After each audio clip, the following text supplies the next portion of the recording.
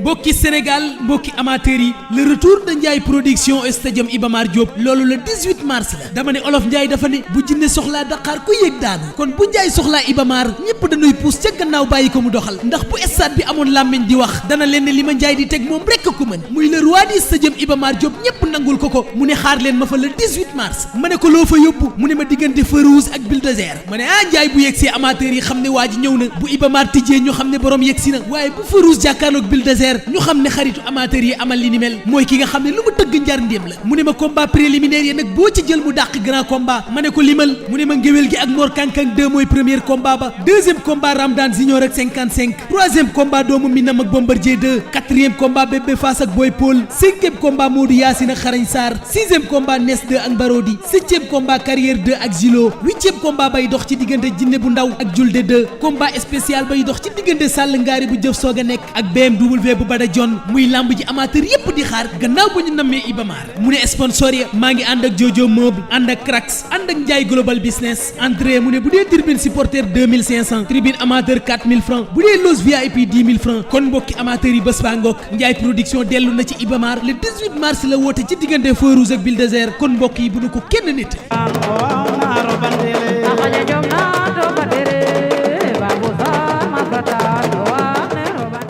asalaamaaleykum mbokki internet yi di leen nuyu bu baax di leen ziar di leen bëggee ñu suivre sur Kewel Info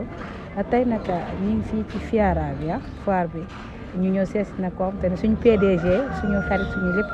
muy président Pape Abdou Fall ñu fas yéene waxtaan ak moom nag Fiara bi ndax daaw ñëwoon nañ fi xam nga waxtaan ak moom ak tamit li nga xamante ne moom mooy làmb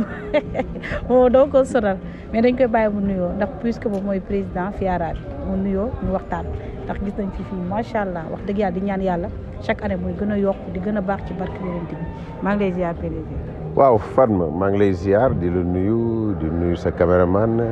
di nuyu sa PDG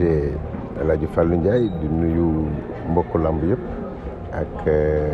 mbokki internet yëpp maa ngi leen di ziar di leen nuyu di leen ñaanal jàmm ak salaam waaw sonal nga ma trop nag fu ma ne rek nga dugg. non yow kay dama laa sonal natt sa natt laa. fu ma ne nga dugg fooy. mais comme yow moom da nga bokk ci ñun heure boo ñu soxlaa rek dañuy disponible pour yow daal. voilà. nga nekk li nga xamante ne moom mooy président bi à chaque fois ñu gis ne affaire day gën a yokk gën a baax tey Fiara bi lan ngeen ci mën a wax. waaw Fatma Fiara xam nga Fiara moo ma dugal ci làmb voilà donc Fiara moo ma dugal ci làmb à l'époque wax naa ko waxaat ko mais Fiara dafay loo xam ni mooy foire internationale de l'agriculture et des ressources animales du Sénégal marché la wala carrefour de rencontre la boo xam ni day dajale baykat sàmmkat nappkat yu Sénégal ak yu Afrique sowu jant ak yoo xam ni dëkk yoo xam ni Europe Asie parce que ñun dañu bokk ci benn réseau boo xam ni on l'appelle le réseau des organisations paysannes et des producteurs agricoles de l'Afrique de l'Ouest c'est-à-dire pays CEDEAO yi ñu bokk ñëw yëpp dañ ci nekk membre donc ñun ñëpp dañuy teew ci Fiara bi boole ak seen ay partenaires muy rencontre boo xam ne annuellement lañ koy def boo xoolee yaa ñëwoon nga fi daaw ren nga ñëwaat boo xoolee gis nga ni mbir mi fi nga nu fekkoon presque triplé na ak fi nga nu fekkaat ren donc loolu lépp sant yàlla la di gërëm exposant yëpp parce que coono la ku nekk jógee bitim réew voyage ak ni mu metti bagage ñu ngi leen di massawu ñoom ñëpp di leen ñaan ñu dal jàmm ak salaam di massawu it samay collaborateurs parce que liggéey lu mel ni yombut surtout nag liggéey ak El Hadj Pape Abdou Fall c'est pas facile parce que je suis très exigeant donc dafa am loo xam ni da koy laaj daal booy liggéey ak man donc engagement la dévouement la et puis beaucoup de courage donc di massawu samay collaborateurs parce que on a fait plusieurs semaines ici sans nelaw doo yendu doo gis sa njaboot donc yombut lépp rek pour honorer bis bi Fiara nag comme ni ngeen ko xamee commencé ne le 2 incha allah war a jeex le 19 bu soobee yàlla donc ubbi nañu xam naa ni dès demain après-midi on aura le balai des ministres qui sera clôturé par la visite du chef de l'État son excellence Macky Sall. Donc disposition yëpp jël nañu ko pour la bonne réussite de cette 23e édition. ñu gis ci wàllu responsabilité bi yomb na. non moom laa lay wax boo ma xoolee sama bët yi xam ni yombut parce que xam nga jiitu yombut et ku ma xam-xam ni je suis un homme de défi et je suis très exigeant en matière de résultat boo duggee fii xool lu nekk a ngi fi doomu aadama yëpp a ngi fi baykat yaa ngi fi sàmmkat yaa ngi fi nappkat yaa ngi fi sàmmkat yi gis nga laadum yi fii ñu toog gis nga pitax yi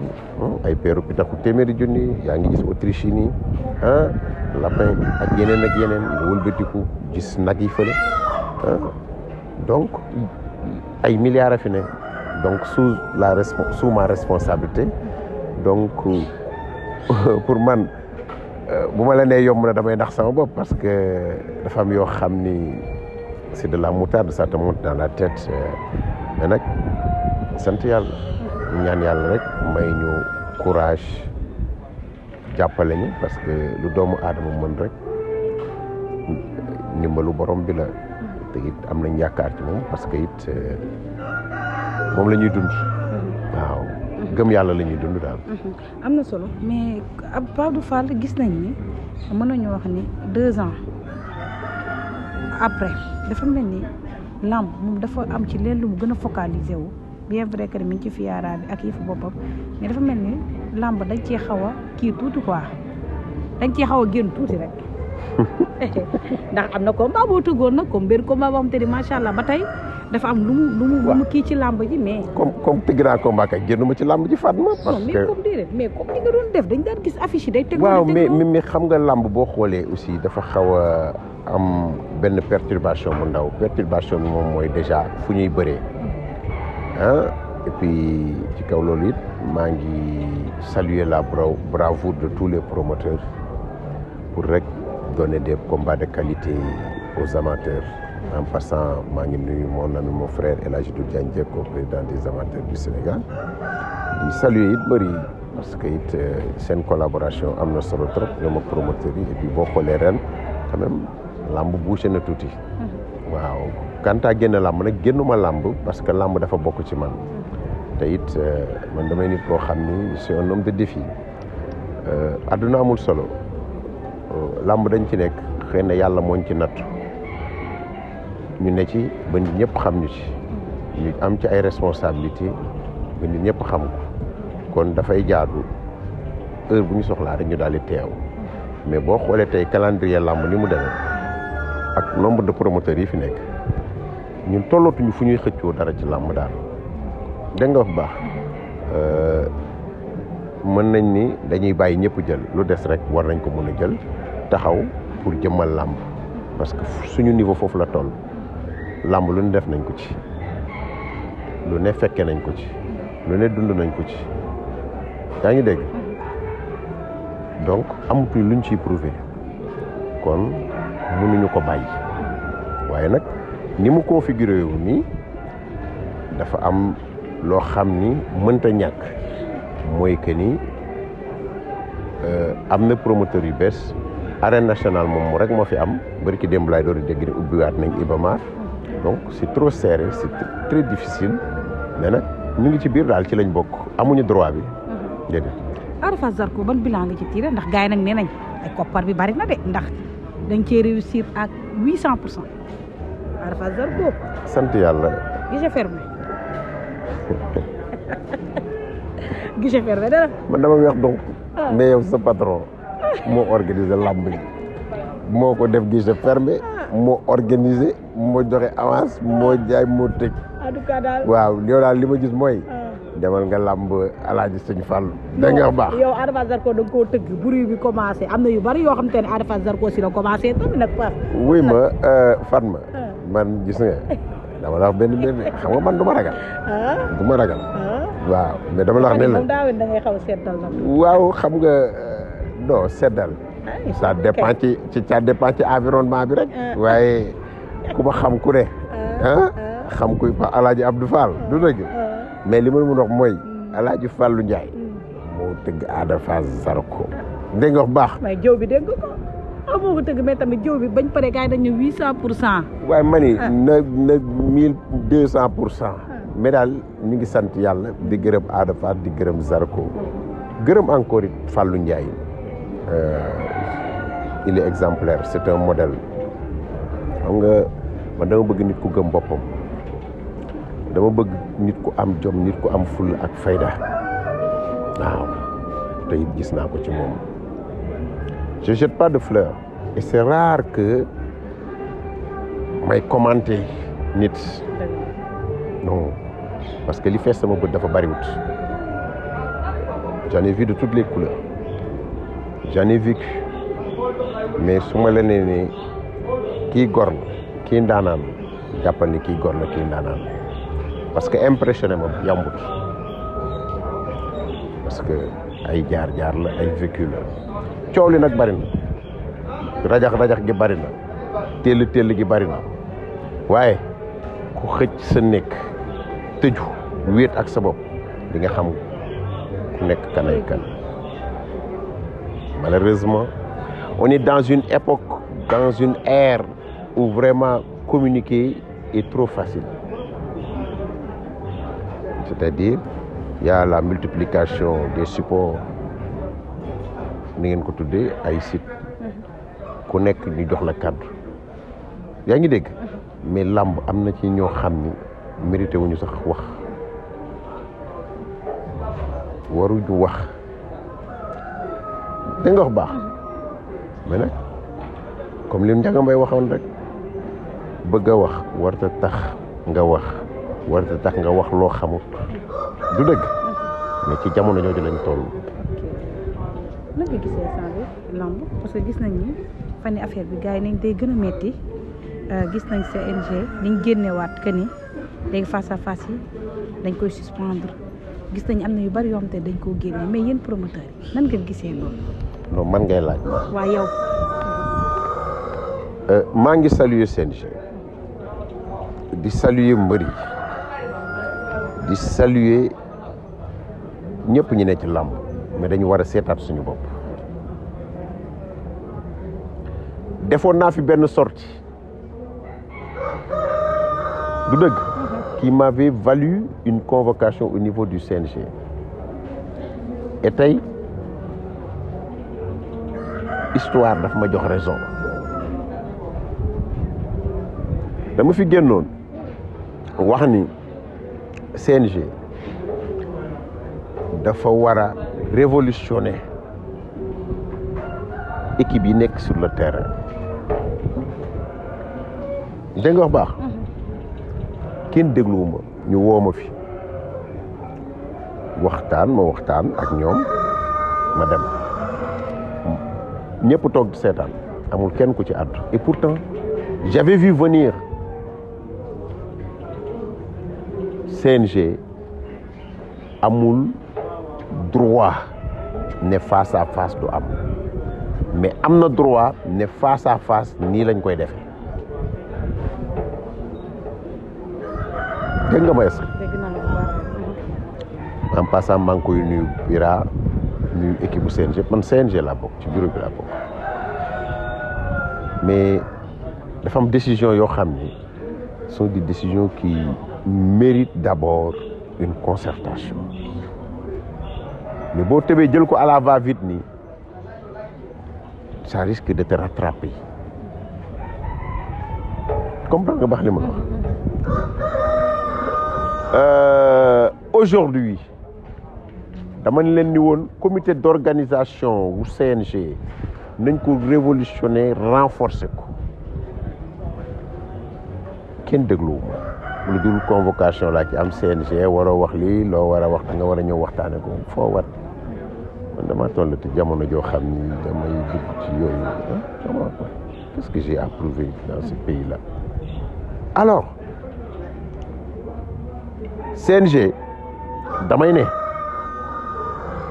moo war a toogaat ak acteurs yi recueillir l'avis des promoteurs parce que promoteur mooy dem wuti ji koppar ak nam koy amee parce que amul benn promoteur bu yor tiroir di génne ay koppar déedéet les promoteurs sont toujours soutenus par des sponsors du dëgg qui ont leur exigence parce que kooku dafa bëgg a jaay produit am dafa bëgg visibilité war nañ mën toog ak promoteurs yi mais lii ak lii ak lii nañu war a doxale lii ak lii ak lii man ce qui me dérange ci CNG mooy bala ñu jël décision rek fokk mbir xew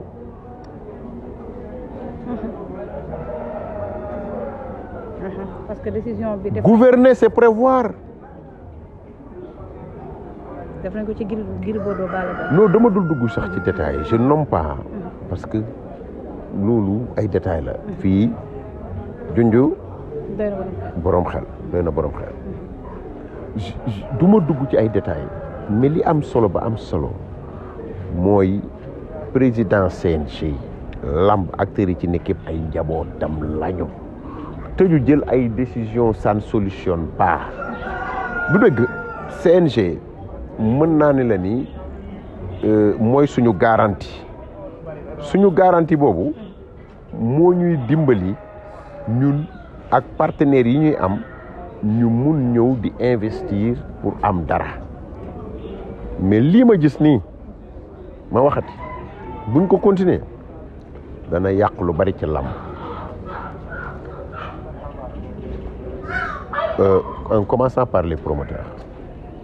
nañ leen xoolaat heure yi ñuy def ay face à face ak fan lañ koy defee ak nan lañ koy defee ñu ñëw ci mbëri nañu xam ni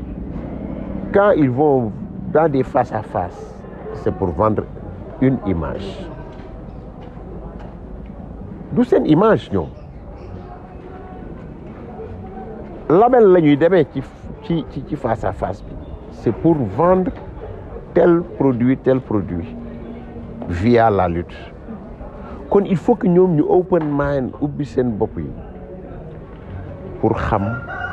nan lañu war a mën a doxalee al toppe yi nañu di toog seen kër ñu ngi yàq làmb amaluñu làmb njariñ mata di weesut ay nit bu ñu ne bëreet nga topp di yagar ci seen gannaaw nit ñi nañu am lu ñuy bañ ak lu ñuy rus il faut que les gens soient responsables buñ yàq lii buñ ko yàq buñ ko tilimal en réalité c'est pas le lutteur en réalité déedéet il y a des instigateurs de violence ces instigateurs là il faut les isoler daa ngi dégg il faut que qu'on les colle l'étiquette indésirable c'est-à-dire dañ leen a soxlawul ci suñu ay ndaje mais loolu pour mu am fulla ak fayda moo koy doxal on te dira Pape Abdou dafa nangam dafa nangam mais parce que doomu aadama yi dañuy ñàkk bopp oyof nan laa ko mën na waxati bëgg nga ñàkk bopp nekkum yambar lu ñu ne nii nga am du ma ko def je lance un appel à tous les promoteurs ñoom ñooy les bailleurs de l'arène ñoom ñooy les vraiment responsables de leur manifestation nañu jël les mesures idoines pour faire face vraiment à ces dérives sinon bis dana dikk nous risquons d'être rattrapés par cette légèreté là wax xam-xam laa lay wax de te li ma wax ni na nga ko bind de man du ma waxantu nii ku mu neex nga saaga ma ku mu neex nga wax lu la neex mais ana Abdou bët ma jàkkaarloo ak yow amuloo fitu wax ma dara amuloo fitu nangam ak nangam parce que dama ko mayul mbindeef mais gis nga na promoteur yi jël seen ay responsabilités sama événement heure bii laa koy def fii laa koy defee diw ma Samba ak ma Paate moo ciy dugg nga jël sa ay responsabilités mais gasi CNG cautionné ko je suis d'accord avec le CNG ñu ni heure yi bu ci kenn defati face à face ñu ne dañuy def face à face nga convoqué promoteur ne ko nan nga ko bëggee mun la nii ak nii laa ko bëggee yaa ngi dégg wax baax te itam du loo xam ni dafay neex a dégg ñi ñuy yónni ci face à face yi au niveau du CNG il faut que ñu renforcer leen waxoon naa ko fi kenn du ma dégg man awma jotu di waxantu man maa ngi ci yeneeni vibes mais lu ma la wax wóor na yàlla ak Cheikh Saad Bou Cheikh Mouhamed Fadel bind ko téere te it maa ngi lay wax nii bindal téere bis dina ñëw di nga génnewaat samay wax. côté VAR bi nan ko gisee. mais c'est très simple écran bi defar nañ ko. defar nañ ko du dëgg règlement bi nañ ci yokk en cas de chute litigieuse qu'on fasse un arrêt de 2 à 3 minutes pour analyse. La vie elle est très simple. nañ ko ci yokk avenant lay doon tubaab bi dañ ñu indil outils yu bari pour ñu di ko exploiter mais malheureusement jariñoowuñu ko da ngeen defa ni tableau bi dañ leen ko defal foofu pour ngeen di seetaan làmb ji ban sens la yaa ngi jàkkaarloog làmb ñu tegal la tableau pour nga seetaan làmb dégg ko ma dégg naa lu baax sax. yaa ngi ci làmb ja di ko seetaan. non parfois doo kii écran mais buñ ko tegee sax parfois doo. voilà mais dama ne la ban borom xam-xam mooy ñëw ci làmb nit ñi di seetaan làmb mu tegal la tableau fële pour ngay seetaan làmb. lépp loo gis am na lu ko waral. mais alors yàlla daf ñu jor xel ak xalaat pour ñu di ko jariñoo nañu dugal benn avenant bu ndaw ci article yi dégg nga. mën nañ ko sax formuler suite nangam ak nangam commission bi daje na donc il a été rajouté dans les clauses nangam ak nangam point ñu approuvé ko mais li xewoon dimanche lu ne mënoon na ci jot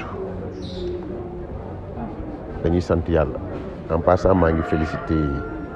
suma jarbaat sama brak makan il est courageux di ko ñaanal yàlla fu mu teg tànkam foofu la mu gën a góorgóorlu parce que nag li Balla Gaye waxoon ni ngemb li ci diggu kër gi la ko fekk xam moo ko waxoon donc moom itam promoteur bi licence bi yaa ngi dégg dañ ko jox na ko garder yaa ngi dégg courageusement et d'une manière responsable mu ngi ci yoon man na ko yàlla defal jàmm mais na gars yi gën di jël seen ay matuwaay pour éviter les regrets ëllëg gis man ñëw ma woon parce que fiara bi moo ma téye woon mais la ma gis yàlla def na ci sutura de dégg nga wax baax te yàlla bu léeg-léeg day seetaan de nañ ñaan nag yàlla bu mu nu seetaan xam nga dañ la ne lu feeñ ci sëy nuyoo na ci ngoro dañ ko fayut dégg nga wax bi baax kon nag à mon entendeur salut. affiche yi dafa non oui mais man affiche bi ma nekk mooy fiara bàyyil bu ma indil benn problème. dégg nga am na ko baabu nganda booy waxaale mu rëy mani Fatma Dia bu ma indil ay problème fin saison lay nekk wala. mani de toute façon man lu ma nekk suba ba ngoon xam nga ko te yaa ngi ci biir. fin saison. waaw non dama la wax rek waaw bu fekkee maa ngi ci affiche daal. affiche bu ngand fin saison. wax ma foo ko bëggee ak noo ko bëggee rek. waaw fin saison la. combat bu mag a mag. fin saison nga ko bëgg. waaw fin saison. ok c'est fait. non nañ bàyyi début d'année bi. waaw mën nañ ko monter mais nañ ko yóbbu début d'année bi. waaw ok na ngeen xaar combat bu mag xam nga Ada Fass Zarko di ngeen a jékki-jékki rek gis mu taxaw Ada Fass Zarko da ngeen a jékki-jékki gis daw bi laa dëreen teeñ dañuy jékki-jékki rek dem mamel. oui ma taxawal combat bi gars yi nañ ko xaar nag combat bu rëy bi gars yëpp bëgg. bari bu ma indil benn problème Fatma Dia baax ma liggéey sama liggéey bi fu ma dégg luqati ma wax loo ma waaw. looy tàggatoo ñu kontaan ci yow nag bu baax a baax mu nekk koo xam te ni wax dëgg yàlla man suma partenaire dama koo sonal franchement am na yenn yoo xamante ne sax bëggul ñu koy wax mais dañ koy ñaan rek yàlla yokku xéwalam yokku kàttanam yokku mën-mënam ci barke yonent bi man moom sama xarit la dama ko sonal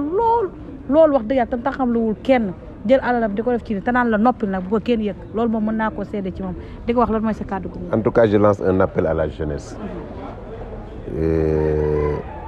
du li ma ci nekk mais aujourd'hui on est dans un monde d'initiative d'entrepreneuriat et je pense que ñii seetaan vidéo bi ma def nañu doxantu ñi ci am liggéey mën nañu jëlaat seen xaalis bi ñuy liggéeyee investiraat ko ci li nekk ci Fiara keneen am ci liggéey muy seen rakk di seen jarbaat di seen doom wala leneen kon jamonoy entrepreneuriat la ñu nekk nañu def benn tour ñëw visiter ci Fiara dinañ fi mën a jël ci li nga xam ne yàlla moom la leen dimbale ñu di ko gañee dinañ ko mën a jëlaat di ci investiraat mu jur leneen loo xam ni dinañ ci mën a liggéeyloo ay doomu aadama loolu am na solo di gërëm ñëpp di sant ñëpp. booy bopp yaa booy dara nekku ci nag ñaar bu ma waxaan bopp yaa booy.